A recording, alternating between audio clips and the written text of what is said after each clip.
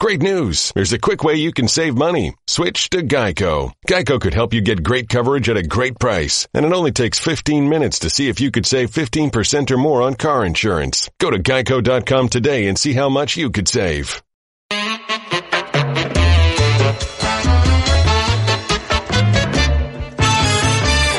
Welcome to another highly questionable Wednesday. Papi got tired of Izzy Gutierrez, kicked him out of here, called for Mina Kimes. What do you like on the show today, Mina? We got the Metsiest Mets game that ever Mets. So much Mets. Dale, Papi. Did the Nats justify their decision to not trade Bryce Harper by demolishing the Mets last night? Okay, I don't know who Bryce Harper is. Bryce Harper was not traded by the Nationals. The Nationals yesterday were up 19-0 in the fifth inning, and you guys want me to talk about the Nationals when I can talk about the Mets. The Mets had the single most redundant thing happen to them this season when an actual dumpster caught fire at their ballpark. The Mets are an atrocity that we've been laughing at for 20 years around here. My father's greatest sports happiness moment involves running around the living room in his tighty-whities when that ground ball went through Bill Buckner's legs. I've been laughing at the Mets ever since. The fact that they needed a 3-run rally last night to make it 25-4 is amazing.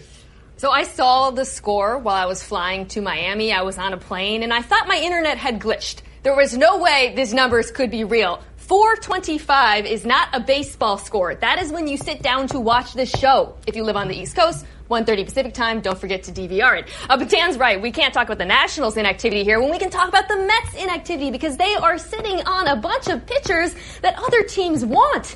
And they refuse to rebuild. Instead, they mumbled something about contending next season. If you're a Mets fan sitting around on the trade deadline after that game, you really think your team's going to contend next season? No one in sports fandom has been hurt by the Madoffs more than the Wilpons and the Mets in having this team that they're throwing out there in a big market that is terrible and clipping coupons and making trades that aren't really baseball trades, they're business trades. But I could give you the finances of that. Why would I do that when I can show you Jose Reyes pitching for the Mets last night?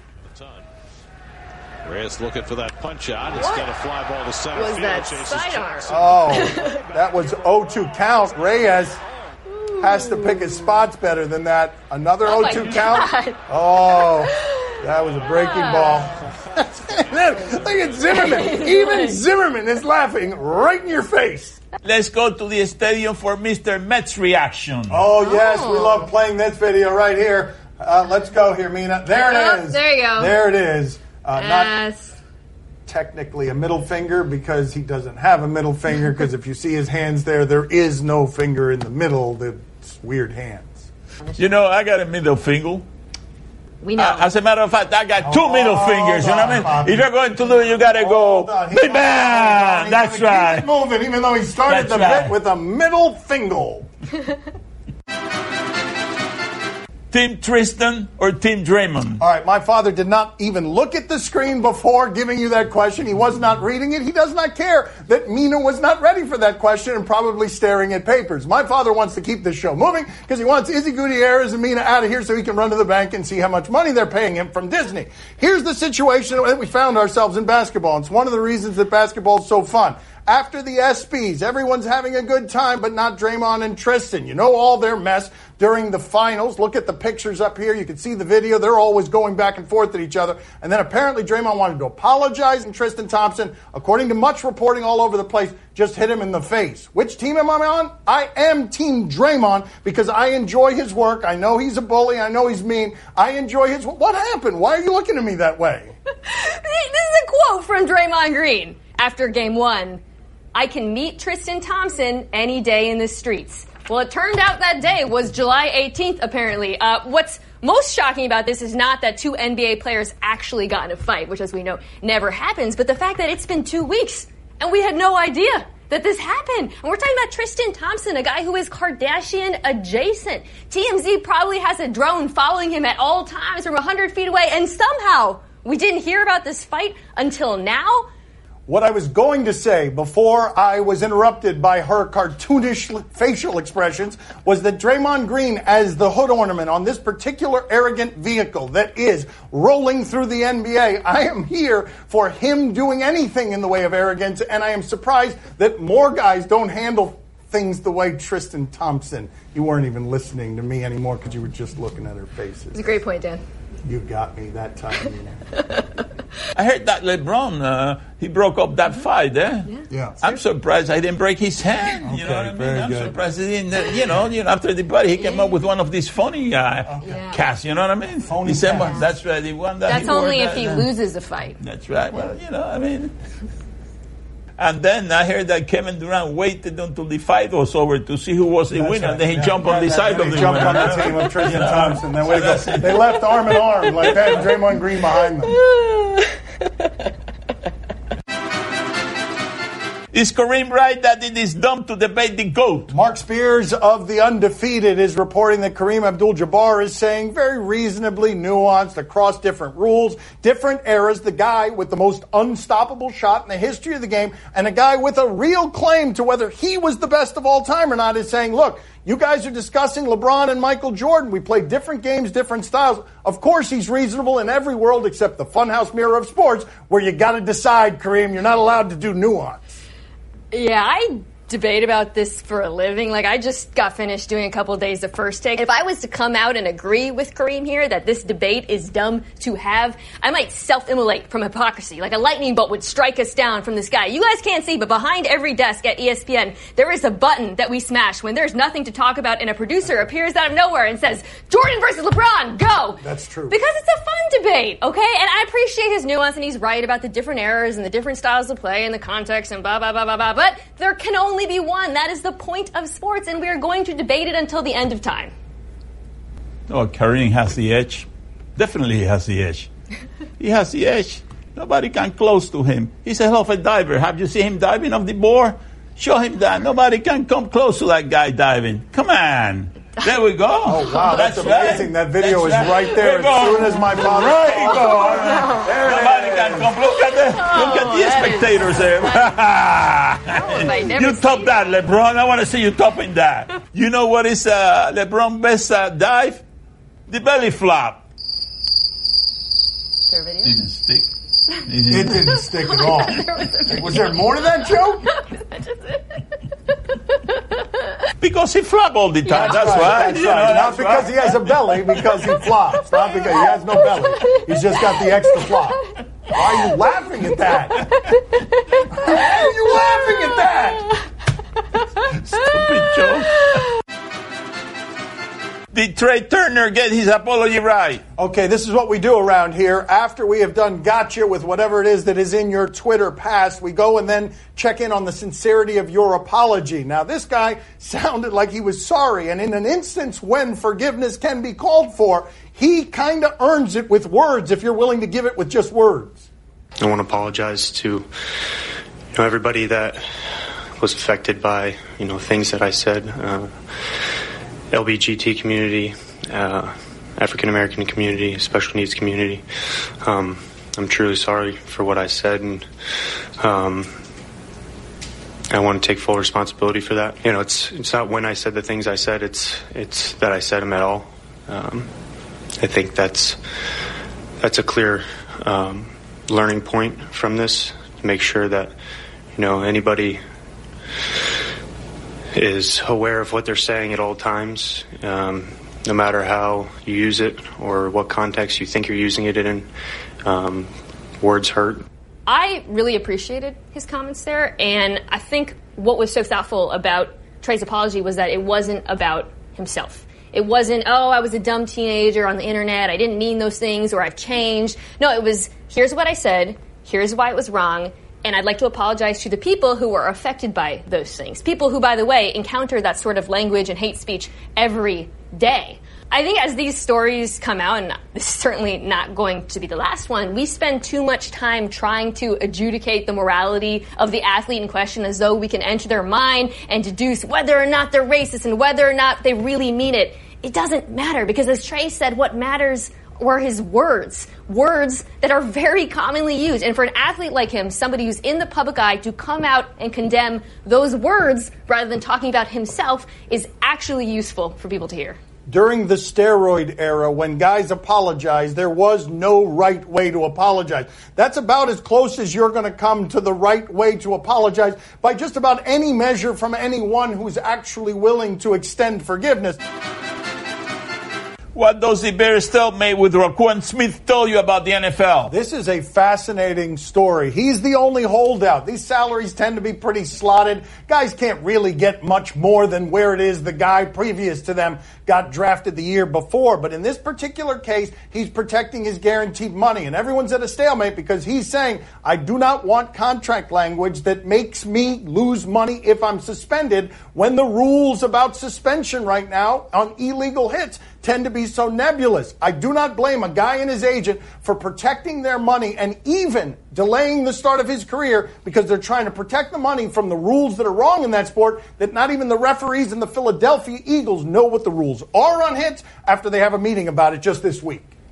Yeah, what this tells me about the NFL is that the upcoming CBA negotiation could get ugly. Because as Dan said, the current CBA makes teams pay their rookies a pretty set amount. They can haggle over the little details. He talked about offsets, timing, guarantees. And the Bears seem determined to do that, despite the fact that the scenario in question, Roquan Smith being suspended over a rule that no one really knows how to implement in the first place, is probably not going to happen. None of these scenarios are going to happen, but teams around the NFL right now are putting pressure on rookies to sign these agreements. Look, sometimes it makes sense to void a guarantee. If a player, say, commits some sort of heinous crime, I understand, but this is not that. This is NFL teams wanting to exert their power for no other reason than that the power exists, and it's not going to end well for teams or their players. Coming up next on Highly Questionable. This is the middle of the match. Far court. Easy smash, missed it. Whoa, he is not happy. Baghdadis. Wow. Wow. Benoit. Wow. Benoit, you should be suave with that name. Your name is Benoit. You should not be filled with rage. Please. So much rage. Look at that pop collar. He's still kicking stuff? Yeah. My son's TV show is brought to you by Cricket Wireless. Smile, you're on Cricket. Computer, execute 12.4p operation. Optimizing algorithm. Running encryption packet alpha. Night. Oh, I don't feel so good. What is it, computer? Is it hot in here? It feels hot in here. I feel a little clammy. I should lie down or something. A computer with a virus? Surprising. What's not surprising? How much you could save by switching to Geico. Those oysters Rockefeller were a mistake. Geico. 15 minutes could save you 15% or more. Time to play the game that feels abandoned by Easy. Do you question? You give us topics and events, we question them. Do you question if this is a sign of great competitor? Okay, is this a sign of a great competitor? We check in with Benoit. Papi, what is this guy's name? Benoit? Benoit I thought he was going to say Benoit Banana. He's in Washington. Let's see what we have here. This is the middle of the match. Far court. Easy smash, missed it. Whoa, he is not happy. Baghdadis. Wow. Wow! Benoit! Wow. Benoit, you should be suave with that name. Your name is Benoit. You should not be filled with rage. Please. So much rage. Look at that pop collar. He's still kicking stuff? Yeah. What did that racket do to you, Benoit? That racket didn't do anything. It wasn't even playing. I know we're supposed to condemn this, but smashing a racket looks really fun. I mean, that's just a litterer right there. That's not a great competitor. That's just a guy who littered. He smashed so many. Match point here. Match point. Game, set, and match. Benoit let rage get the best of him. Again. Oh my God! Look who he got beat by. That guy beat you, Benoit. I'd be that man too. Somehow beaten by a guy with a worse eye job. Danny DeVito's out here kicking Benoit's butt. Do you question if table tennis players are elite athletes? Oh, Mina was excited about this story. We said European youth table tennis, and she was oddly excited. Perhaps you guys could show on the screen something even more energetic than that she was just doing when they told us about this story before. Let's look at it. I love table tennis. I mean, at this level, it's just crazy. I know, this is going to be awesome. I don't understand how these guys do this. Oh. It's a smash. Boom! Yeah. How do you do that? Wow. Yeah. Wow. Yeah. Oh. Yeah. Oh, you should have gotten him there. Are they elite athletes, Papi? Yes or no? Of course they are. Man, they are not smoking. They are not holding a can of beer. You know, that's it. That's what makes a difference there. Those are the qualifications. That's if right. You're not if you can smoking, do that, you know, without holding a can of beer, then without smoking, then you're the hell of an athlete. Okay. They're smoking and drinking while they're really? playing. You're going to keep selling this. Yeah, you're going to keep selling the whole, you're a great athlete if you simply do not smoke or hold a can of beer. Do you question if this meets safety code? Oh, my father hit that with a flourish, the safety codes there. We go out to Malaysia. What do we have here from a construction worker in Malaysia? Does this meet safety codes? No, for the love of I do God, not like this. Man, here we go. Why? No. Why is he wearing a helmet? How will that helmet protect you? Yeah. No, I don't know. What are you doing? Yes, all of this is very flimsy. No! Oh my God, it seems like a terrible. There's another one. Another guy. I hate this. No, he's up like one pole. Oh, why are you doing this? Why are you taping him? Because News Dog Media needs to have its video that we show on television. Oh, I don't know.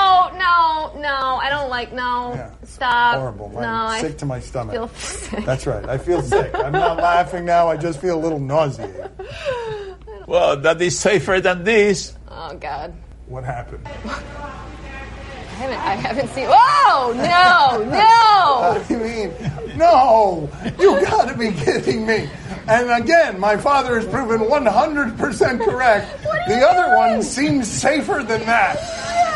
No! Yes! He's not wearing a helmet.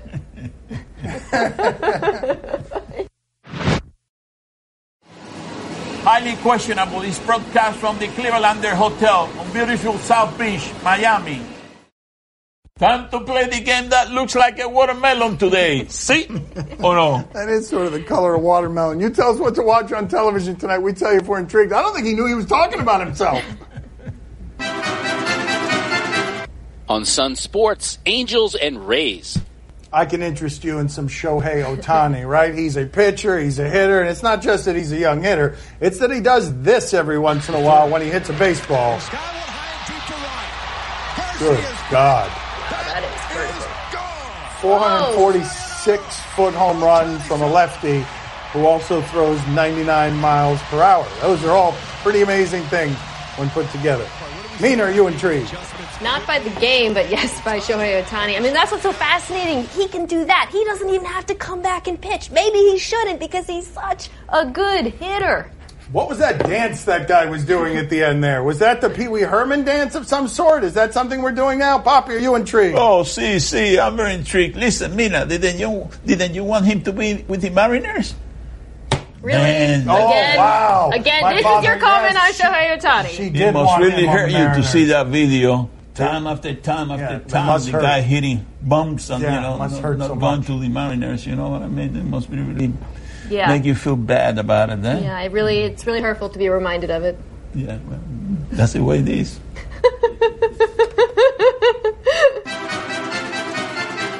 In Seattle, Seahawks training camp.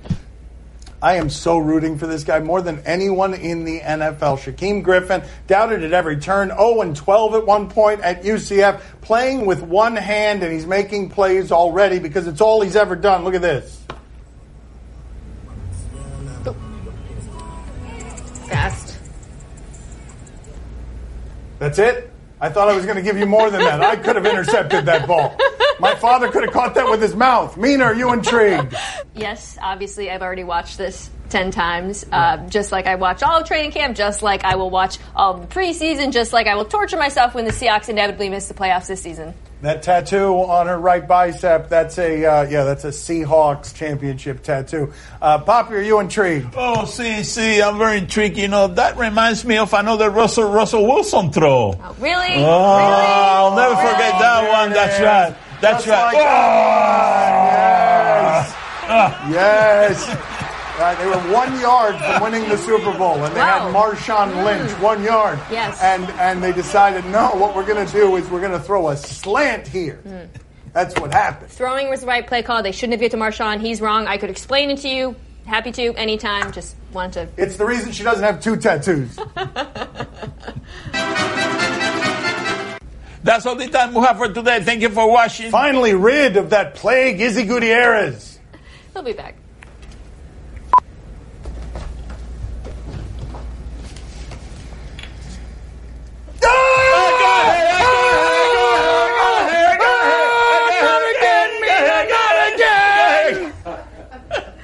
I'm not even angry anymore. This is just who I am. You gotta start trusting me.